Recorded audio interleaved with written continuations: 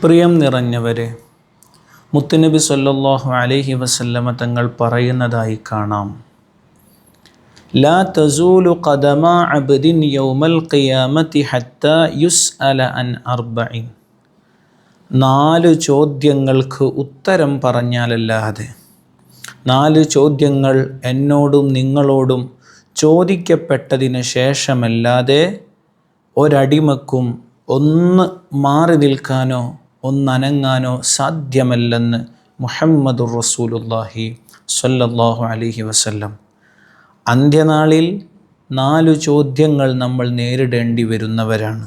ഒന്നാമതായി മുത്തുനബി പഠിപ്പിക്കുന്നു, അൻ ഉംരിഹി ഫീമാ അഫ്നാഹ്. നമുക്ക് ലഭിച്ച ആയുസ്, വർഷങ്ങൾ എത്രയോ നമ്മിൽ നിന്നും കൊഴിഞ്ഞുപോയി. ഈ ഓരോ ആയുസ്സും ഞാൻ എങ്ങനെ ചിലവഴിച്ചു എന്ന് നാം ഒന്ന് ഇന്നിരുന്ന് പുനർവിചിന്തനം നടത്തണം.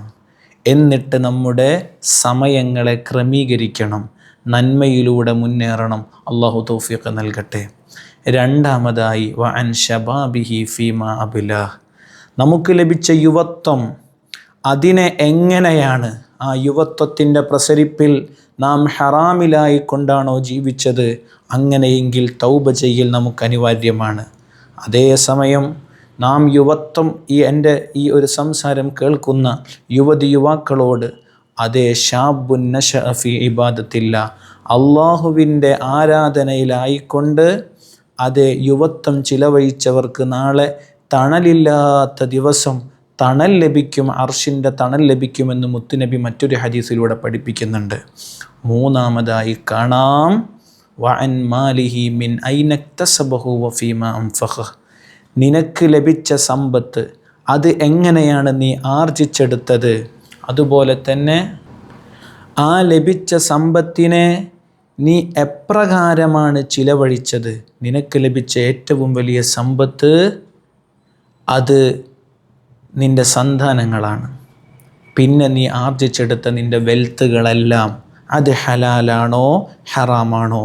ഹറാമാണെങ്കിൽ കൊടുക്കാനുള്ള ഹക്കുകൾ വീട്ടി എല്ലാ നിലക്കും നല്ലതുപോലെ നീ ആകേണ്ടതുണ്ട്. നാലാമതായി മുത്തുനബി പറയുന്നു, വഅൻ ഇൽമിഹി മാദാ അമില ബിഹി.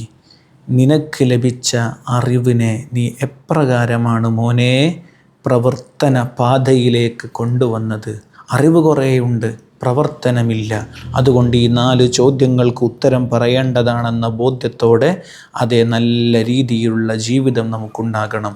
നാഥൻ തൗഫീഖ് നൽകുമാറാകട്ടെ.